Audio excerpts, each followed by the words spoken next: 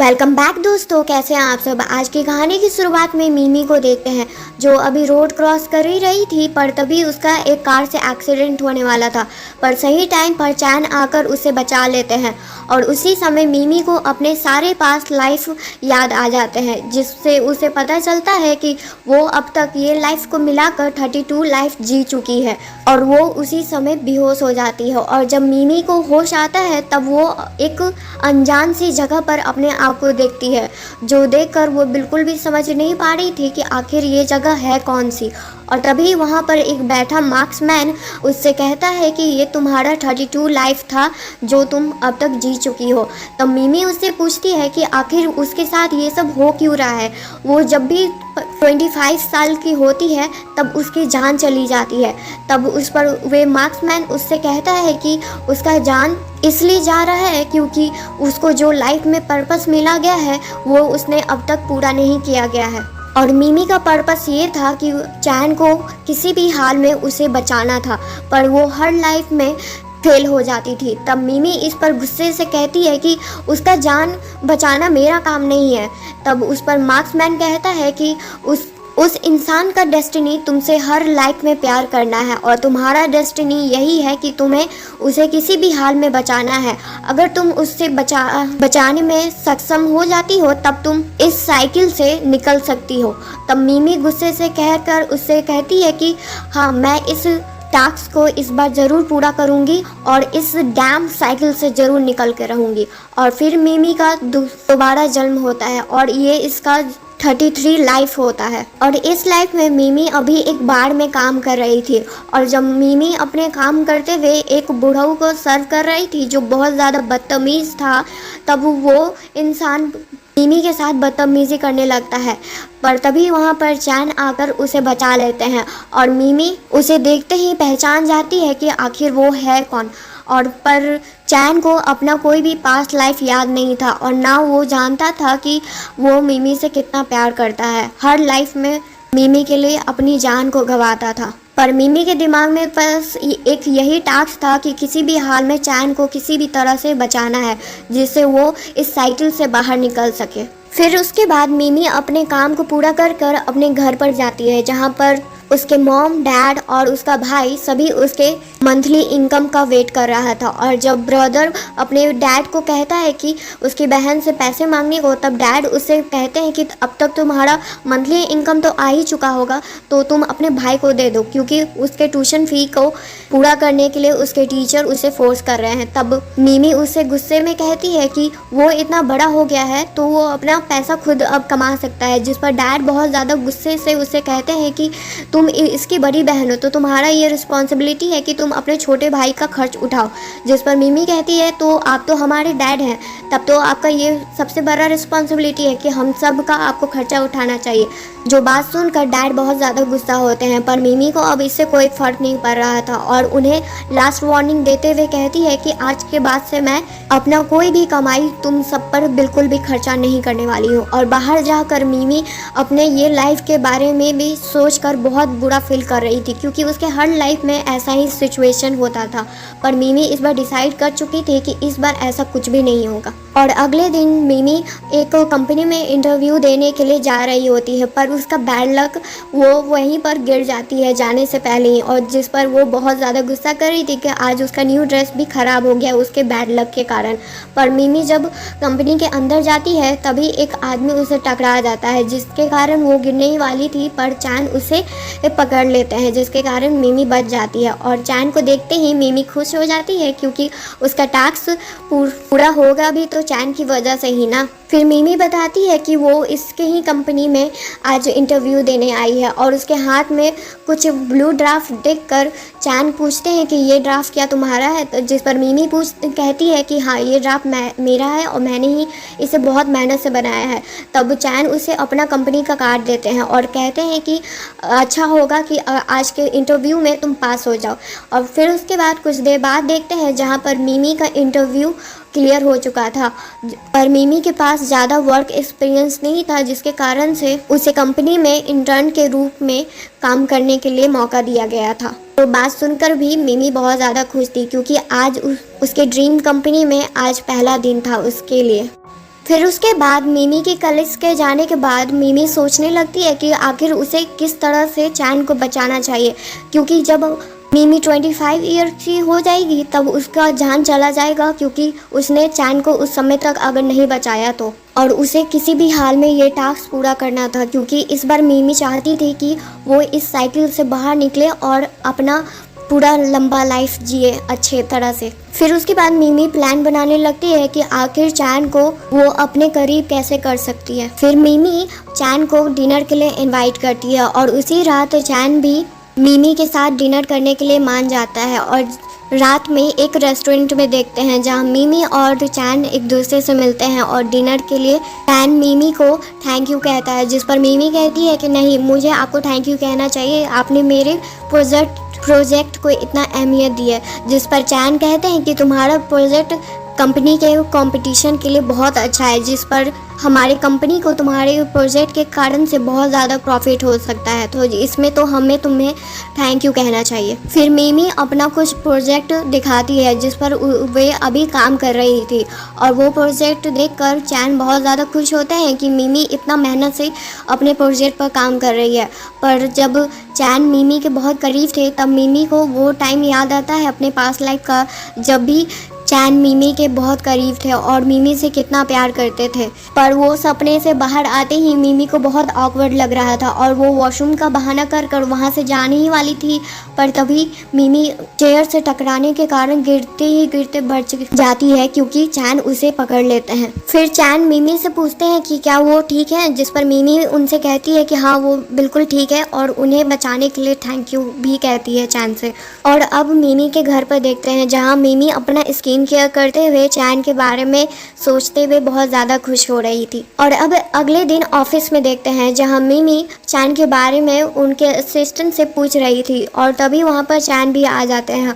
और मिमी और चैन एक दूसरे को देखकर बहुत ज़्यादा खुश थे, क्योंकि चैन कहीं ना तो कहीं मिमी को लाइक करने लगे थे, पर मिमी को अभी इस बारे में पता नहीं था और ना ही चैन को खुद पता था इस बारे में। और मिमी उसी कंपटीशन के बारे में चैन से पूछती है जो उनके कंट्री में अभी हाल ही में होने वाला था। और चैन अपने कंट्री के सबसे बड़े ज्वेलरी डिज़ाइनर कंपनी के ओनर थे, और मिमी एक बहुत बड़ी डिज़ाइनर बन सकती है क्योंकि उसका डिज़ाइन बहुत ज़्यादा ही अच्छा है। फिर उसके बाद चैन मिमी को अपने कंपनी के साइंस एक्सपेरिमेंट रूम में लेकर जाते हैं, जहाँ पर मिमी जाते ही चैन से पूछती है कि वो आखिर यहाँ पर क्यों लेकर आए हैं, जिस पर चैन उससे कहते हैं कि तुम्हें याद है जो प्रोडक्ट मैंने तुम्हें कल दिए थे, जिस पर मिमी कहती है कि हाँ वो प्रोडक्ट बहुत ही अच्छे हैं, जब मैंने उसे यूज़ किया तब मेरी स्किन बहुत ज़्यादा ही कंफर्टेबल फील कर रही थी। तब इस पर चैन उससे कहते हैं कि वो प्रोडक्ट यहाँ पर ही बना है और हमारे कंपनी ने ही उसे बनाया है, जो सुनकर मिमी बहुत ज़्यादा खुश होती है।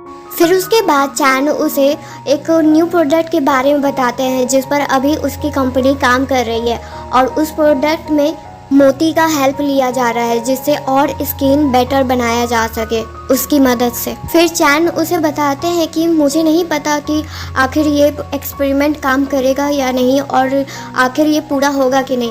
फिर मिमी उसे हौसला देते हुए कहती है कि तुम अपने ऊपर भरोसा रखो, जब तुमने इतनी बड़ी कंपनी खुद अकेले खड़ा की है तब तुम्हारे इस न्यू प्रोडक्ट में भी तुम्हें सक्सेस ज़रूर मिलेगी। फिर उसके बाद वो दोनों मोतियों के फार्म प्लेस पर जाते हैं जहाँ चैन की कंपनी मोती का हार्वेस्ट करती है, और वहाँ पर मिमी तरह तरह के पेयर्स देखकर बहुत ज़्यादा खुश थी और एक्साइटेड भी थी।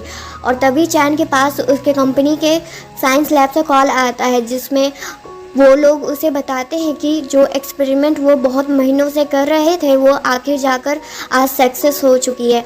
और ये बात सुनकर चैन बहुत ज़्यादा खुश होते हैं और ये खुशखबरी वो जो मिमी को भी बताते हैं, जो सुनकर मिमी कहती है मैंने तो कहा ही था तुम अपने ऊपर भरोसा रखो और तुम्हारे लिए सब कुछ पॉसिबल हो जाएगा।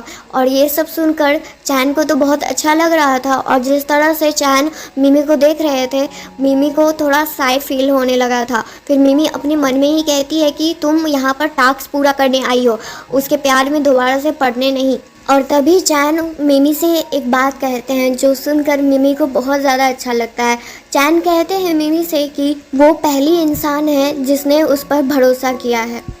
और हम मिमी को उसके लैपटॉप पर बैठकर काम करते हुए देखते हैं, जहाँ पर मिमी अपने डिज़ाइन को देखकर अपने आप पर बहुत गुस्सा कर रही थी, क्योंकि उसका डिज़ाइन उसे नहीं पसंद आ रहा था। और अपने आप से ही कहती है क्या तुम्हें फिर से बस 25 साल ही जीना है और उसके बाद कुछ नहीं? अगर तुम इसी तरह से काम करोगी तब तुम अपने आगे लाइफ में क्या ही करोगी? और अभी तक तुमने अपना टास्क भी पूरा नहीं किया है। और तभी उसके पास चैन का कॉल आता है और वो उसे अपने न्यू प्रोडक्ट के सैंपल को देखने के लिए बुलाते हैं। फिर उसके बाद मिमी चैन के ऑफिस में जाती है, जहाँ पर वो एक न्यू पियर्स को देखती है, जो देखकर वो चैन से इसके बारे में पूछती है, जिस पर चैन कहते हैं कि वो मोती बहुत ज़्यादा ही खास हैं, क्योंकि वो एक दूसरे से काफ़ी अलग है। भले ही एक दूर से सेम दिखे, लेकिन वो एक दूसरे से अलग है।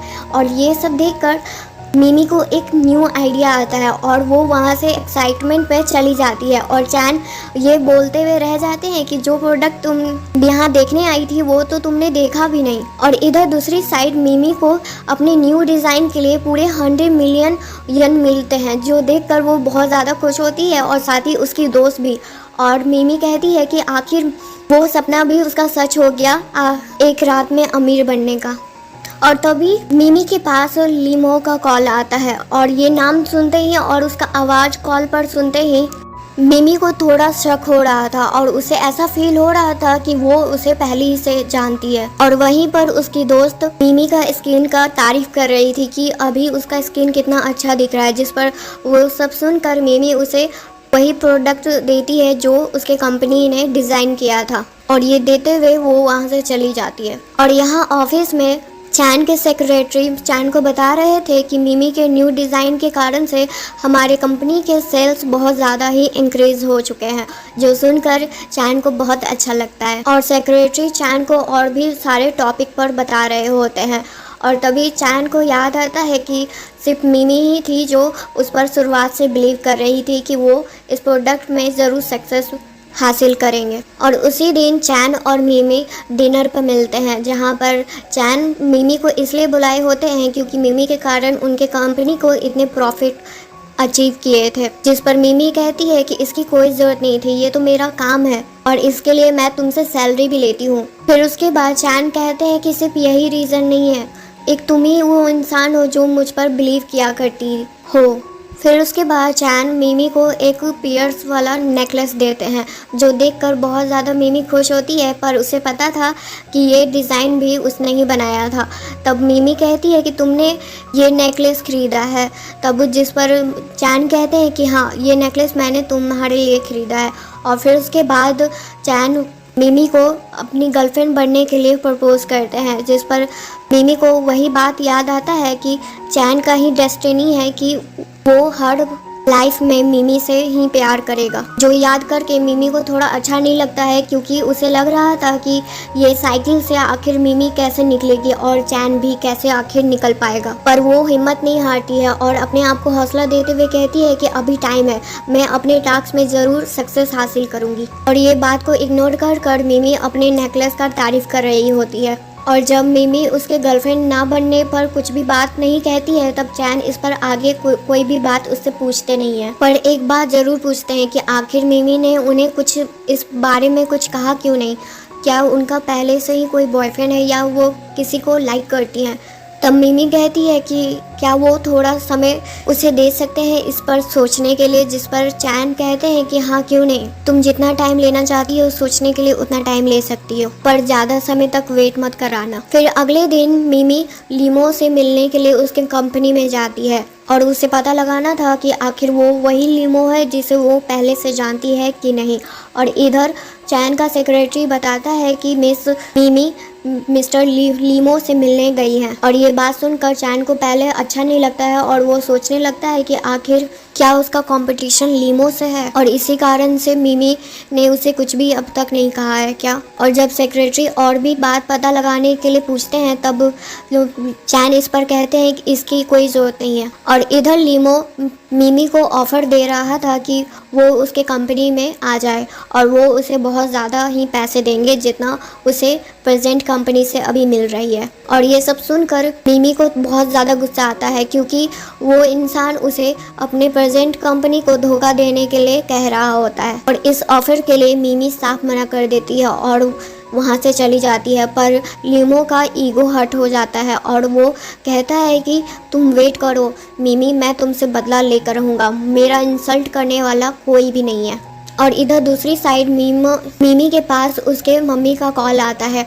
मॉम उससे कहती है कि क्या तुम आज डिनर पर आ सकती हो, मैं जानती हूँ कि तुम डैड के कारण से बहुत ज़्यादा अपसेट हो, पर डैड भी तुमसे अब माफ़ी मांगना चाहते हैं। और डिनर पर बुला कर मॉम कॉल कट कर देती है बिना जाने कि मिमी आगे क्या कहना चाहती है। और अब घर में देखते हैं जहाँ पर लीमो पहले से मॉम के पास बैठा हुआ होता है और मिमी उससे पूछती है कि वो आखिर यहाँ पर कर क्या रहा है। और ऐसे बात करते हुए मॉम मिमी पर बहुत गुस्सा करती हैं कि कहती है कि आखिर तुम इस तरह से मिस्टर लीमो से कैसे बात कर सकती हो, वो तुम्हारे लिए इतना अच्छा ऑफर लेकर आए हैं और उन्होंने हमें 2 मिलियन यन भी दिए हैं तुम्हारे लिए बस। जो बात सुनकर मिमी कहती है कि क्या आप बस 2 मिलियन में बिक गई। कहकर मिमी वहाँ से चली जाती है और उसके पीछे पीछे लीमो भी जाता है और तभी रास्ते में मिमी को चैन भी मिल जाता है और पीछे से लीमो कहता है मिमी से कि तुम इस तरह से मेरा ऑफर ठुकरा नहीं सकती हो। और तभी मिमी को याद आता है कि उसके पास लाइफ में उसका एक्सीडेंट करने वाला और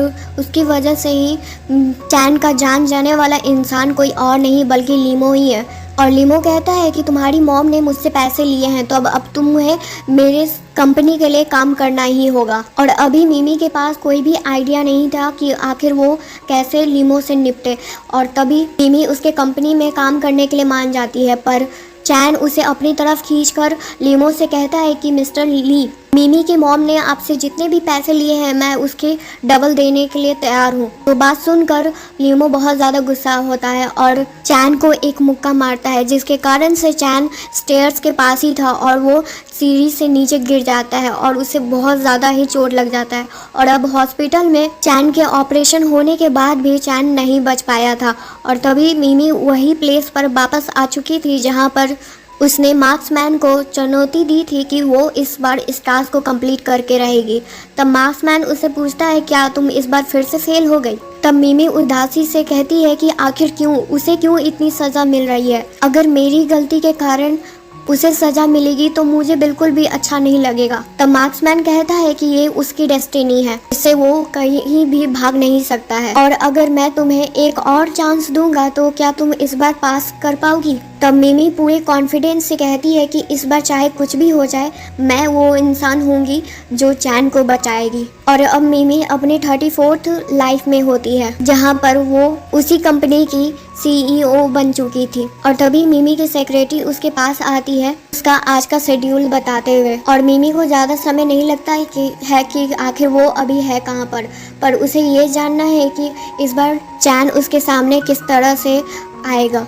और मिमी अपने फ़ोटोशूट यानी उसके कंपनी के फ़ोटोशूट प्लेस पर जाती है जहाँ पर चैन उसके सामने आता है और चैन मिमी के कंपनी का मॉडल होता है। और मिमी चैन को इस तरह से देखकर वो बहुत ज़्यादा हैरान थी और तभी उसकी सेक्रेटरी कहती है कि मैम मैं जानती हूँ कि चैन को कोई भी देखेगा तो इस तरह से ही उसे देखते रह जाएगा, पर आपको अभी यहाँ पर काम करने आई है। और तभी मिमी अपने होश में आती है और चैन को हेलो भी कहती है। फिर उसके बाद चैन अपने काम पर चला जाता है और तभी सेक्रेटरी उसकी बताती है कि लीमो भी यहीं पर कहीं है और उसका नाम सुनते ही मिमी गुस्से से कस के चिल्लाती है। तब सेक्रेटरी कहती है कि आपको आज हो क्या गया है, आप इस तरह से क्यों बिहेव कर रही हैं। फिर उसके बाद मिमी पूरे शांति से अच्छे से बात करती है अपने सेक्रेटरी के साथ और पूछती है कि लीमो आखिर यहाँ पर क्या करने आया है।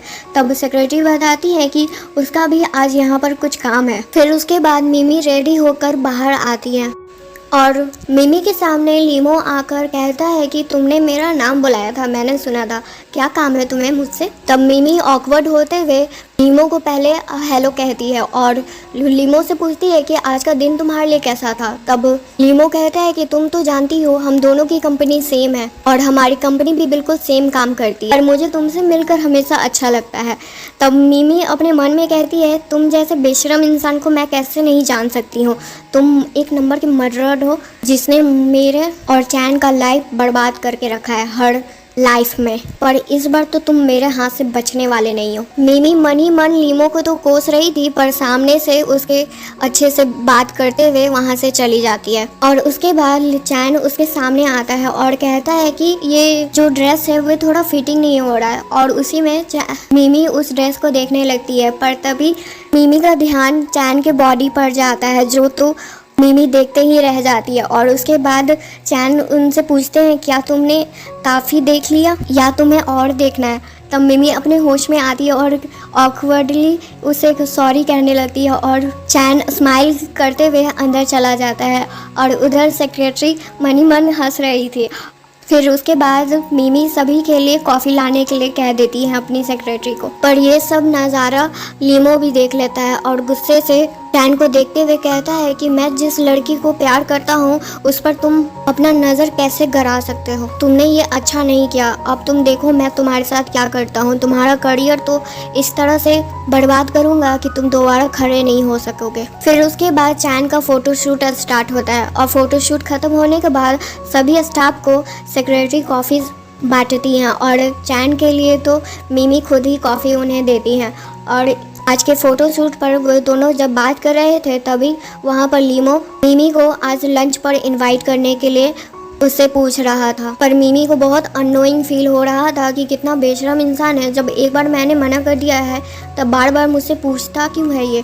पर मिमी उसे काम का बहाना देकर उसे मना कर देती है, जो चीज़ लीमो को बिल्कुल भी अच्छा नहीं लगता है। फिर उसके बाद मिमी अपने सेक्रेटरी के साथ बैठकर आज के प्रोजेक्ट के बारे में डिस्कस कर रही थी, और साथ ही उन्हें चैन के बारे में भी याद आ रहा था। और काम पूरा होने के बाद मिमी चैन से मिलती हैं और उन्हें आज के न्यू मेल रिंग को दिखाती हैं, और उन्हें पहनाते हुए कहती हैं कि ये तो तुम पर बहुत अच्छे से सूट कर रहा है। पर चैन उस रिंग के लिए थैंक यू कहते हुए मिमी के नेकलेस के लिए भी को देखते हुए मिमी के करीब जा रहा था, जिससे मिमी थोड़ा घबरा जाती है और वो गिरने ही वाली थी, पर चैन उसे पकड़ लेते हैं। और चैन मिमी से कहते हैं कि आप इतना डर क्यों रही हैं, मैं तो बस आपके नेकलेस के बारे में कुछ सवाल ही पूछ रहा था। पर मिमी कहती है कि ये नेकलेस मेरे एक दोस्त ने गिफ्ट किया है, तो इस पर मैं ज़्यादा कमेंट नहीं करना चाहती हूँ। तब चैन उसे कुछ डिटेल बताते हैं, जिससे मिमी को थोड़ा उस पर शक होने लगता है कि आखिर चैन को इस बारे में कैसे पता है। और ऐसा लग रहा था मिमी को एक सेकंड के लिए कि चैन को भी अपना पास्ट लाइफ शायद याद है। पर उससे पहले कुछ ज़्यादा कुछ सोचती मिमी चैन उसे बाय बोल कर वहाँ से चले जाते हैं। और इधर दूसरी साइड लीमो चैन का वेट कर रहा था, और वो बस चैन को वार्निंग देने आया था कि मिमी से दूर रहे वो, नहीं तो उसके लिए अच्छा नहीं होगा, क्योंकि मिमी सिर्फ उसकी है। जिस पर चैन अपना रिंग दिखाकर कहता है कि ये रिंग तुम देख रहे हो, ये मिस मिमी ने मुझे गिफ्ट किया है। जिस पर लीमो बस चैन को ये कहता है कि तुम बस एक चाइल्डिश बॉय हो। तब चैन कहता है कि तुम बस मुझसे जल रहे हो और कुछ बात नहीं है। तब लीमो हंसते हुए कहता है कि मैं तुम जैसे इंसान से जेलस फील करूँगा, तुम जैसे गरीब। अपना शक्ल क्या कभी तुमने आईने में देखा भी है। और ये सब कहकर वो वहाँ से चला जाता है। और अगले दिन जब मिमी अपने वर्कर्स को उनके काम हार्ड वर्क के लिए थैंक यू कह रही थी, तभी वहाँ पर लीमो फिर से मिमी को डिनर के लिए इनवाइट करने के लिए आया था। पर तभी चैन उससे कहता है कि मिस मिमी तो आज मेरे साथ डिनर करने वाली हैं, उनका अपॉइंटमेंट तो पहले से मेरे साथ फिक्स है। जिस पर मिमी कहती है कि हाँ सॉरी, इस मेरे साथ आज चैन लंच डिनर करने वाले हैं। जो बात सुनकर लीमो समझ रहा था कि मिमी बस उससे दूर जा रही है और उसके पास आना नहीं चाहती है। फिर उसके बाद लीमो मिमी से कहता है कि जब भी आपके पास अब टाइम हो तब मुझे बता दीजिएगा, मैं उस समय आपके साथ डिनर या लंच करने आ जाऊंगा। और ये सब कहकर वो वहाँ से चला जाता है। और उसके जाने के बाद मिमी चैन से पूछती है कि आखिर तुमने मेरी हेल्प क्यों की। तब चैन कहते हैं कि आपका चेहरा देखकर लग रहा था कि आप लीमो के साथ लंच पर या डिनर पर भी नहीं जाना चाहती थी। पर मिमी चैन को लीमो से सावधान रहने के लिए कह रही होती है। जो बात सुनकर चैन उससे कहता है कि इसके बारे में वो टेंशन नहीं ले तो अच्छा है, क्योंकि वो अपना ध्यान रख सकते हैं। और ये सब कहकर वो वहाँ से चले जाते हैं। और उसी रात मिमी अपने आप को मिरर में देखते हुए कहती है कि मुझे किसी भी हाल में चैन को लीमो से बचाना होगा। और उसे कॉल कर दोबारा इसी बारे में उन्हें वार्न कर रही होती हैं कि लीमो से वो बच कर रहे हैं। पर शायद चैन को ये बात पसंद नहीं आ रहा था कि जब भी उनका मिमी से बात होता है तब लीमो का ही वो बात करती हैं। और अगले दिन लीमो और चैन दोनों का ही इंटरव्यू होने वाला था, यहाँ पर बहुत सारे लोग वहाँ पर उनका इंटरव्यू देखने आए हुए होते हैं। और इधर ऑफिस में जब सेक्रेटरी मिमी को बताती है कि आज लीमो और चैन का एक साथ इंटरव्यू हो रहा है, तब ये बात सुनकर मिमी थोड़ा घबरा जाती है और गुस्से में कहती है कि आखिर लीमो और चैन एक साथ क्यों हैं? मैंने कितनी बार कहा है कि उन दोनों को साथ में नहीं रहने के लिए। सेक्रेटरी तो पर मिमी को शांत रहने के लिए कह रही होती हैं, पर अब मिमी बहुत ज़्यादा घबरा रही थी कि आखिर फिर से वही सब कुछ ना हो जाए जिसका मिमी को बहुत टाइम से डर है। फिर उसके बाद मिमी और उसके सेक्रेटरी उसी शो में जाती हैं उन दोनों पर नज़र रखने के लिए। वहाँ पर चैन और लीमो किसी 2 एक्टर का एक्टिंग कर रहे होते हैं और तभी लीमो एक वॉश में से चैन को कुछ पीने के लिए कहते हैं, जो देखकर मिमी को अजीब लग रहा था। और जैसे ही चैन वो पीने वाले थे उसी समय मिमी वहाँ आकर उस वॉश को दूर फेंक देती है, जिसमें से कुछ स्मोक जैसा निकल रहा था, जो देखते ही मिमी गुस्से में चिल्लाती है लीमो पर और पूछती है कि ये सब क्या है, तुमने आखिर वो वॉश में क्या मिला के रखा हुआ था। पर लीमो उसका कोई भी जवाब नहीं देना चाहता था और मिमी को धक्का देते हुए वहाँ से जाने लगता है। पर मिमी गिरने ही वाली होती है उसी वॉश पर चैन उन्हें दोबारा बचा लेते हैं और उन्हें चोट लग जाता है। और अब हॉस्पिटल में देखते हैं जहाँ इस बार मिमी अपने आप पर गुस्सा करते हुए कह रही होती है कि आखिर क्यों उसकी वजह से ही आखिर हर बार चैन को क्यों इतना तकलीफ झेलना पड़ रहा है। तभी वहाँ पर बाहर डॉक्टर आते हैं और डॉक्टर बताते हैं कि मिस्टर चैन अब खतरे से बाहर है, बस वो कुछ देर के लिए या कुछ दिन के लिए थोड़ी देर बेहोश रहेंगे, पर उसके बाद वो वापस होश में आ जाएंगे।